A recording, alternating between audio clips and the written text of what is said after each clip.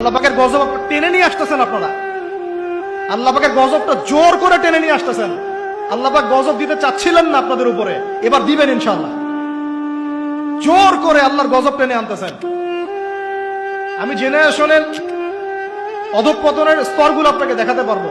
আগে চিঠি লিখতো গোপনে গোপনে, লজ্জা শরম হায়া ছিল, রিক্সায় করে যাওয়া যাবে না, কেউ দেখে ফেললে সমস্যা হবে।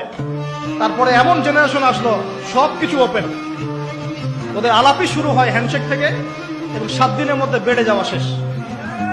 এরপর চেঞ্জ করতে থাকে একটার পর একটা। তারপর চলে আসলো সিরিয়ালের যুগ।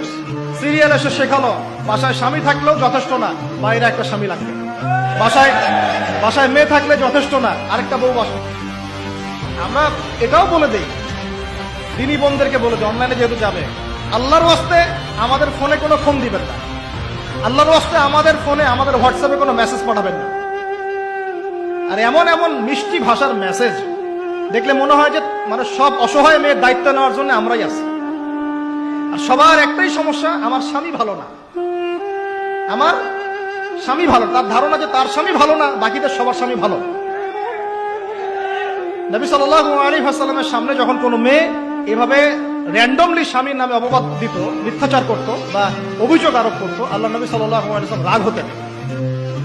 সে আপনার ভরণ পোষণ দেয়, আপনাকে খাওয়ায়, আপনাকে পড়ায়, আপনার সিকিউরিটি দেয়, আপনার সম্মান রক্ষা করে, সারাটা জীবন আপনার জন্য একদম তেজপাতা বানায় ফেলে দিল। এখন বলছেন স্বামী ভালো না।